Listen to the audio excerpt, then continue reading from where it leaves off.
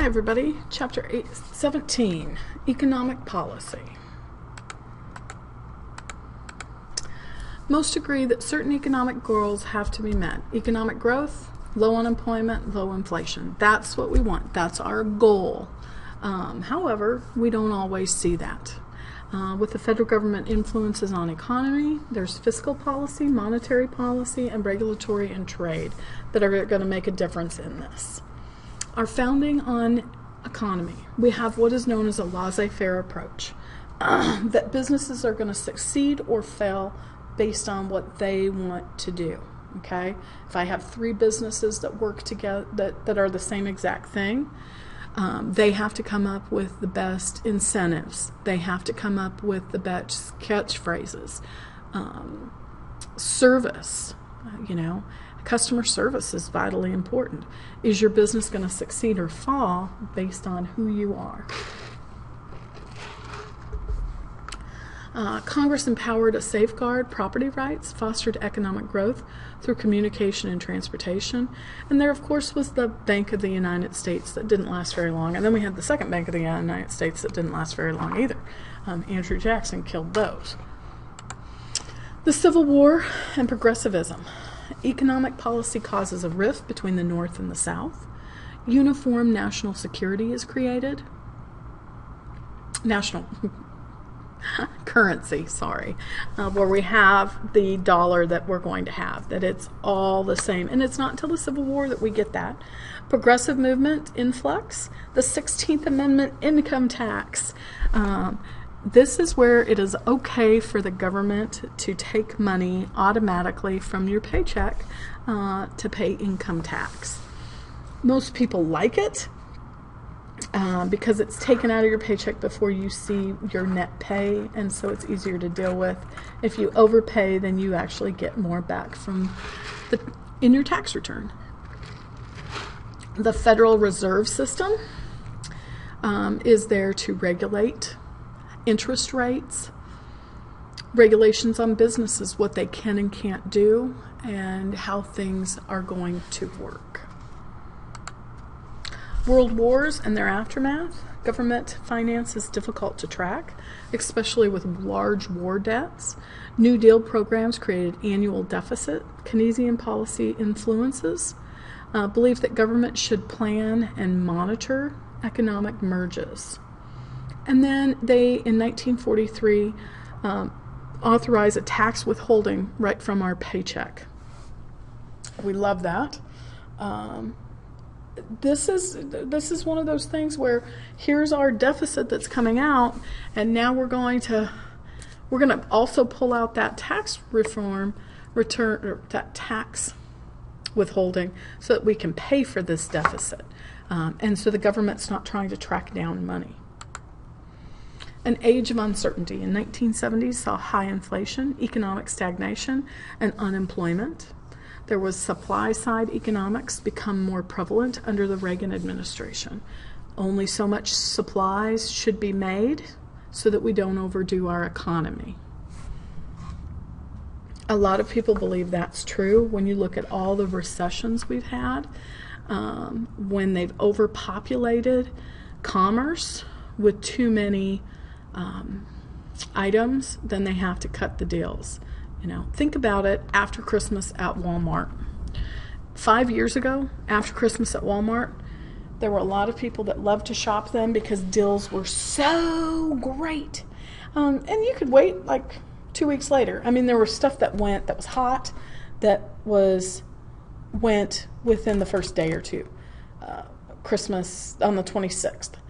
But you could find some of those deals 5-10 days later that were still really good because they overstocked the thing. Now we're seeing Walmart not have as many goods come in.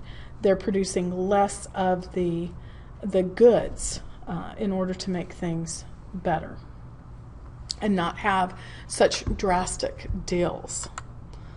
Power of taxation. Most want to reduce personal tax burden, but still enjoy government benefits. Taxes change behavior, may help achieve social goals. Lawful tax avoidance, illegal tax evasion. It is illegal to not pay your taxes. There are people that do it, like Willie Nelson did. You just have to make sure, are you going to go to jail for not paying your taxes? Are you going to owe a big debt? School loans, if you don't pay back the school or your taxes, your student loans, they can automatically take your refund checks. Individual income taxes. It's a marginal income rate. It's based on how much you make. There's a set rate. Some people want a minimum tax. And then there's gradual rates for progressive taxes where it would be 1%, 2%, 3%. Reformers usually want a flat tax where everybody pays 10% of their income. And they say that that's the best and most fair. I know that 10% of a very wealthy person's is not going to hurt them as much as 10% for a very poor person. If you only make $12,000 a year, 10% of that is $120. That $120 to you is going to be a big deal. Somebody that makes $1 million, 10% of that is not going to be as much of a big deal. Taxes, net income, not gross income. They average about 2% of the gross domestic product in taxes from income. Aggressive tax used for tax law. There's lots of corporations that gets lots of discounts for coming in and moving to companies. Oklahoma does tax incentives, so do all the other states. Cities do it too. Tax incentives where they give a tax waiver if you come and build the company here, And they do this for two reasons. The first reason is if we get jobs in the area, even though we're giving this place a tax incentive, the jobs that created are going to increase housing. It's going to increase people going to the store in this area. It's going to increase taxes within this area from those people paying into taxes. And so they look at it as this will increase, even though we're giving this company an incentive. And corporate tax rates, they look at what they can do on a larger scale of good things they're doing so that they do not have to pay into taxes. Payroll taxes, finances, Social Security, and Medicare, growing share of the Federal Reserve, no exemptions, deductions, or credits on these taxes, and it's regressive. There's excise taxes on sending stuff out of the country. We don't do it state to state, but we do it out of the country. And estate taxes, your property taxes. Oklahoma property taxes, we have a state tax, so we don't have to worry about that.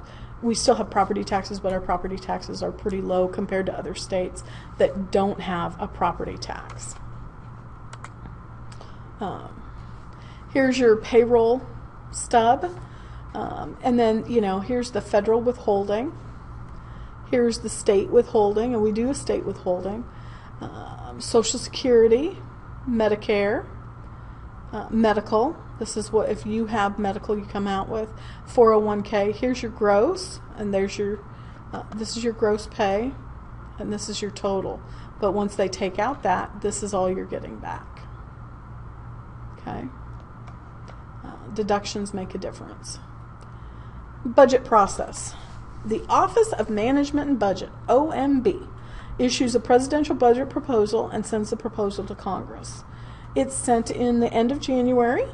Congress looks at it, sends it back in March with disagreements. It's public. The House has to decide if they like it or not. And then the Senate also gets involved. And they do step by step by step on how the budget is going to go. The House and the Senate Appropriations Committee looks at what the president's budget suggests. And then they have to reconcile the bill and decide how it's going to go. It is a non-fun process. It's played out publicly a lot, and they have to work together to decide if the budget's going to go through. So first Monday in February, the budget is submitted. February 15th, it goes to the report. 6 weeks later, the report looks at things. April 1st, the Senate budget does a resolution. April 15th, the Committee on Budget looks at the resolution. June 10th, the House looks at it. June 30th, then the House makes some decisions on it. July 15th, the President submits a mid-session review of his current budget. And October 1st, the fiscal year starts. And sometimes they don't have this budget done. You know, when we've looked at furloughs, where we laid people off, or shut down the government, it's because they couldn't get this together. Policy lags, the fiscal policy, and then there's the lag of what really happens. What if there's not enough revenue coming in? That's what Oklahoma's having right now. We have created tax deductions and all of that, but we need to change policy to help improve our fiscal budget.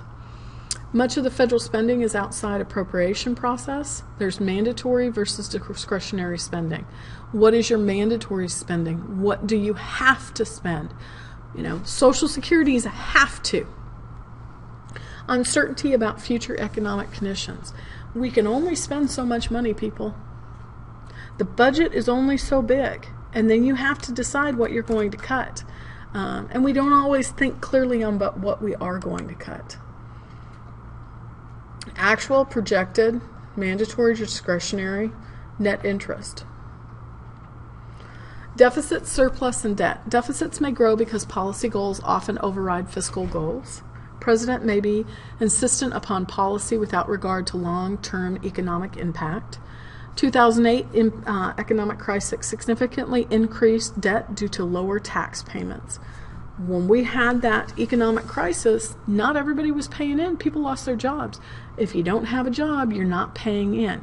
If you're not paying in, the tax money isn't supporting that. Organizations and policy. The Federal Reserve System helps maintain a supply of money and credit. The goal is for economic stability. We want a federally open market committee, federal fund rates limited by global economic conditions, and federal government. If you don't realize we're tied globally, what happens over in Europe, what happens in China, what happens in the Middle East can affect our global economy. You know, it's not just what's happening here in the United States, it's what's happening all over. Are they closing businesses down? Is there a war going on? All of that's going to play into this monetary policy. Federal Reserve System. There's the American people, the banks and other depositories, the Federal Reserve System, Federal Open Market Committee, and the Board of Governors. Okay? And this is how it's a pyramid scheme down to the people, you know, and they're supposed to look at everything. Regulating marketplace, protecting consumers from fraud, deception, and unfair practices. Better Business Bureau, okay, ensures integrity and fairness of market to prevent fraud and manipulation. Monitors to make sure there's safety and soundness of institutions that are out there, and ensures stability over all of federal systems. You know, this is one of those, the regulatory trade, Enron, when they realized that Enron was not doing it correctly, and it was doing fraudful financial systems, then they were looking at what was going on and how they could correct it. Trade. We have what is known as free trade, profit from exports, protectionism. We're concerned about foreign competition. Under President Clinton, we did the North American Free Trade Agreement between Canada, the United States, Mexico, and that we would stop some of the trade barriers between Canada and the U.S., Mexico and the U.S., There were lots of people that did not like this idea. They were afraid many jobs would go to Canada or Mexico. Other people thought it would make it better because we might get more goods into Mexico and the United States and Canada from the United States. Other trade issues, offshoring jobs, and human rights violations. We all see during different times of different jobs that are out there where, they're sweatshops. People are working long, hard hours, getting very minimal pay, poor working conditions. Deliberation depends on knowledge of basic information and shared goals. Americans disagree about how to achieve economic goals. Basic disagreement about relationship between government action and citizens.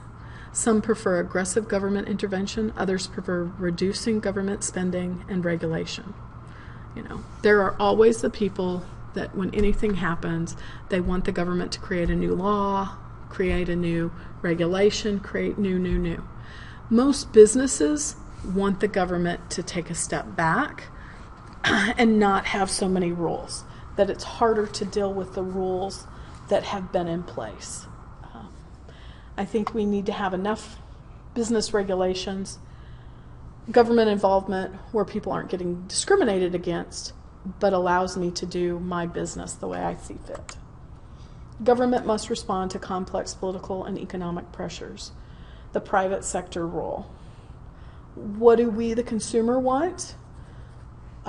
Should make a difference in what's out there. The global marketplace, how is it going to be effective?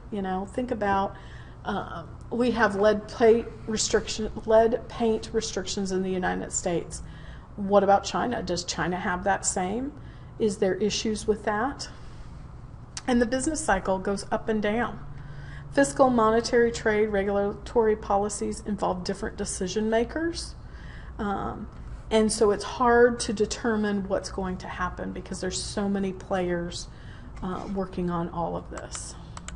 How do you determine if a business is successful or not? You need to look at what you're sending in. Is the business really making a profit? What do you need to cut? Have you gotten too big for yourself? Okay, we're at the end of chapter 17. Make sure you're reading the chapter and completing the study guides. If you need something from me, please send me an email so that I can look at it. Thanks. Have a great day.